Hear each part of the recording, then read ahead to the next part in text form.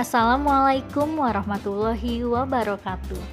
Selamat pagi anak soleh dan solihah. Apa kabar hari ini? Semoga anak-anak dalam keadaan sehat walafiat dan tetap terjaga semangat belajarnya ya. Amin ya robbal alamin.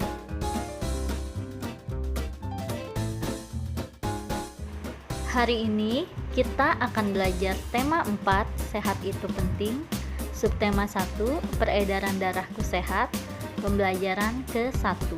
Adapun muatan pelajarannya yaitu IPA dan Bahasa Indonesia.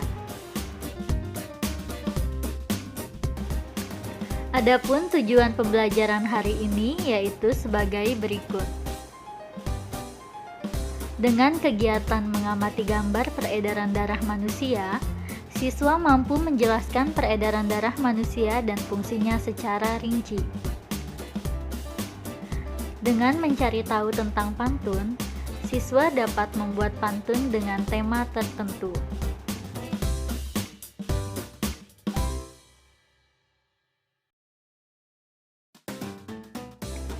Anak soleh dan solihah, marilah kita awali pembelajaran hari ini dengan membaca doa belajar. Bismillahirrohmanirrohim. Robbi zidni ilma warzuqni fahma. Ya Allah, tambahkanlah aku ilmu dan karuniakanlah aku kefahaman. Amin.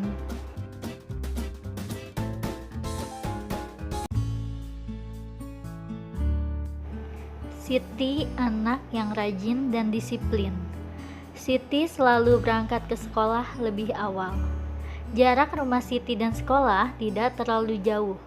Siti berangkat ke sekolah naik sepeda. Naik sepeda juga merupakan kegiatan olahraga.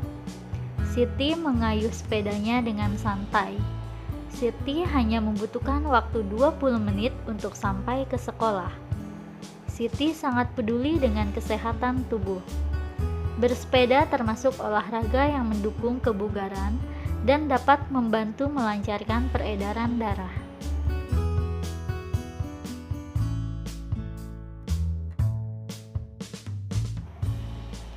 Darah sangat penting peranannya bagi manusia. Peranan darah antara lain mengalirkan oksigen ke seluruh tubuh dan mengangkut karbon dioksida dari seluruh tubuh menuju paru-paru. Dalam tubuh manusia, darah mengalir melalui organ-organ peredaran darah. Apa saja organ peredaran darah manusia? Apa fungsi organ peredaran darah manusia? Mari kita simak penjelasan berikut ini. Berikut adalah gambar organ peredaran darah manusia. Dalam organ peredaran darah manusia terdapat kapiler, kemudian selanjutnya ada bilik kanan, ada serambi kanan, kemudian ada kapiler paru-paru, ada serambi kiri, dan yang terakhir ada bilik kiri. Selanjutnya, Ibu akan menjelaskan tentang peredaran darah kecil. Mengalirnya darah di dalam tubuh disebut sistem peredaran darah. Sistem peredaran darah dalam tubuh ada dua, yaitu peredaran darah kecil dan peredaran darah besar. Sistem peredaran darah kecil yaitu darah mengalir dari bilik kanan menuju paru-paru melalui arteri pulmonalis. Dalam paru-paru terjadi pertukaran darah yang banyak mengandung karbon dioksida dengan darah yang banyak mengandung oksigen. Darah yang banyak mengandung oksigen kembali ke jantung melalui vena pulmonalis. Sistem peredaran darah kecil yaitu sebagai berikut. Nah, nanti di sini ada diagram sistem peredaran darah kecil. Sistem peredaran darah kecil yaitu dari bilik kanan ke arteri pulmonalis, kemudian selanjutnya ke paru-paru, ke vena pulmonalis, dan terakhir ke serambi kiri. Selanjutnya, sistem peredaran darah besar. Sistem peredaran darah besar yaitu darah yang banyak mengandung oksigen mengalir dari bilik kiri jantung ke seluruh tubuh kecuali paru-paru melalui arteri besar atau yang disebut dengan aorta. Selanjutnya, terjadi pertukaran darah yang banyak mengandung oksigen dengan darah yang banyak mengandung karbon dioksida di seluruh tubuh. Darah yang banyak mengandung karbon dioksida kembali ke jantung melalui pena ke serambi kanan. Sistem peredaran darah besar adalah sebagai berikut: dari bilik kiri ke arteri besar, selanjutnya ke arteri, selanjutnya lagi ke seluruh tubuh, ke vena, dan terakhir yaitu ke serambi kanan.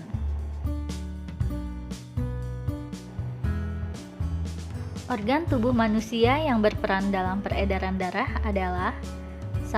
Jantung. Jantung berfungsi untuk memompa darah ke seluruh tubuh. 2. Pembuluh darah. Pembuluh darah berfungsi sebagai tempat mengalirnya darah dari jantung ke seluruh tubuh dan sebaliknya. 3. Paru-paru. Paru-paru berfungsi sebagai penyuplai oksigen ke dalam darah. Kemudian, Ibu akan membahas tentang organ tubuh yang berperan dalam peredaran darah manusia. Yang pertama yaitu jantung manusia. Ini adalah gambar jantung manusia. Jantung adalah organ tubuh manusia yang berfungsi memompa darah ke seluruh tubuh. Jantung memompa darah dengan cara berkontraksi dan berelaksasi secara bergantian, sehingga jantung berdenyut, mengembang, dan mengempis. Jantung terletak di dalam rongga dada sebelah kiri. Ukuran jantung kira-kira sebesar kepala tangan pemiliknya. Jantung tersusun atas kumpulan otot-otot yang sangat kuat yang disebut miokardium. Jantung terdiri atas 4 ruang, yaitu serambi kanan, serambi kiri, bilik kanan, dan bilik kiri. Antara bagian kanan dan kiri jantung dibatasi oleh sekat jantung yang disebut katup jantung. Katup jantung berfungsi untuk mencegah bercampurnya darah yang mengandung oksigen dengan darah yang mengandung karbon dioksida. Otot penyusun bilik jantung lebih tebal daripada otot pada serambi jantung. Hal ini disebabkan tugas bilik jantung lebih berat. Tugasnya yaitu memompa darah keluar dari jantung ke seluruh bagian tubuh. Kontraksi dan relaksasi pada jantung mengakibatkan terjadinya denyut jantung atau denyut nadi. Ketika jantung memompa darah ke dalam pembuluh nadi, pembuluh tersebut ikut berdenyut. Dengan demikian, melalui denyut nadi kamu dapat mengetahui denyut jantung. Denyut nadi akan terasa lebih jelas dengan menekan pembuluh nadi pada pergelangan tangan dan bagian leher di bawah telinga.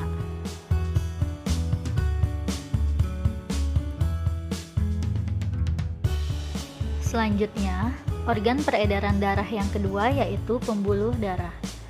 Pembuluh darah merupakan saluran tempat mengalirnya darah dari jantung ke seluruh tubuh dan dari seluruh tubuh kembali ke jantung. Pembuluh darah terdiri atas 2 jenis, yaitu pembuluh nadi dan pembuluh balik. Pembuluh nadi disebut arteri, sedangkan pembuluh balik disebut vena. Pembuluh nadi atau arteri yaitu pembuluh yang membawa darah yang kaya akan oksigen keluar dari jantung ke seluruh tubuh. Pembuluh nadi yang paling besar disebut aorta. Sedangkan pembuluh balik yaitu pembuluh darah yang membawa darah yang kaya akan karbon dioksida dari seluruh tubuh menuju jantung.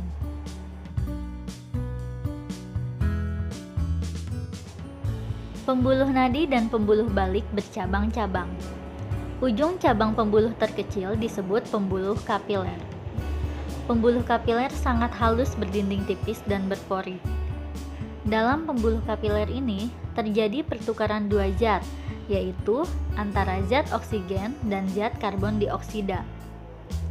Panjang seluruh pembuluh darah manusia jika dihubungkan dari satu ujung ke ujung yang lain dapat mencapai sekitar 160.000 km.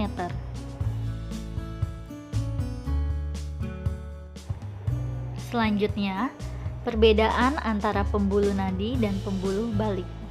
Nomor 1, nama lain dari pembuluh nadi adalah arteri, sedangkan nama lain dari pembuluh balik adalah vena. Yang kedua, pembuluh nadi berisi darah bersih yang kaya akan oksigen, sedangkan pembuluh balik berisi darah kotor yang kaya akan karbon dioksida. Selanjutnya yang ketiga, pembuluh nadi mengalirkan darah dari jantung ke seluruh tubuh, sedangkan pembuluh balik mengalirkan darah dari seluruh tubuh ke jantung.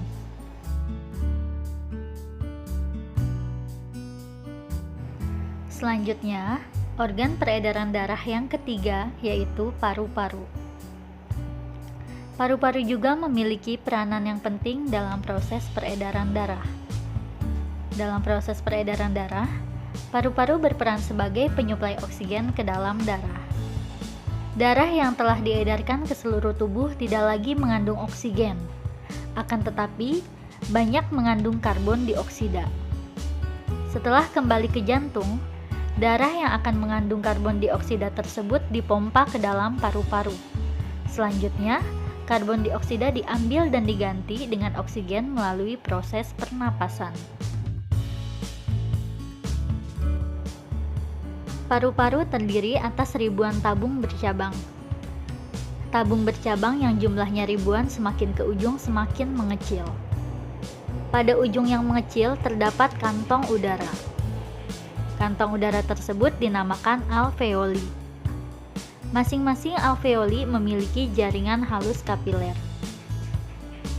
Pada jaringan halus kapiler inilah tempat terjadinya pertukaran oksigen dan karbon dioksida.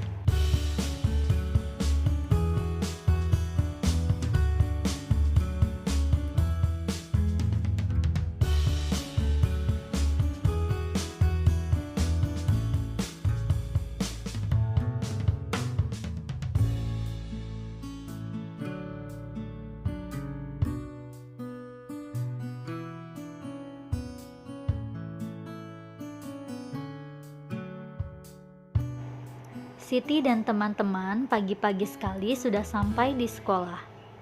Pada jam pelajaran pertama, mereka belajar tentang peredaran darah manusia. Gambar tentang peredaran darah manusia telah mereka pahami. Mereka juga memahami cara kerja peredaran darah manusia. Mereka pun sadar betapa besarnya peranan organ peredaran darah bagi kelangsungan hidup manusia. Tidak berlebihan jika mereka ingin lebih baik lagi menjaga dan merawatnya.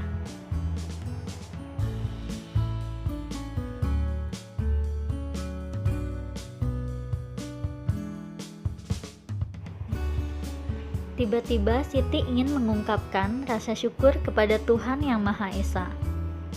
Rasa syukur karena telah diberikan organ peredaran darah yang sehat. Rasa syukur tersebut diungkapkan dengan berpantun. Pantun yang dibuat Siti adalah sebagai berikut.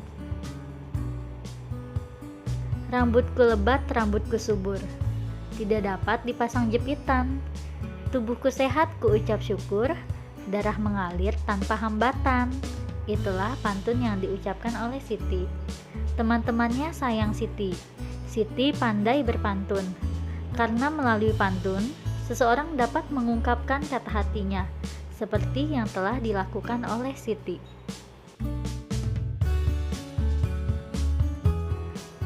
Apakah yang kamu ketahui tentang pantun? Pantun adalah puisi Melayu lama asli dari Indonesia yang terdiri atas sampiran dan juga isi dengan rima AB-AB. Pada dasarnya, kata pantun tersebut berasal dari bahasa Jawa kuno, yakni tuntun, yang berarti ialah mengatur atau menyusun.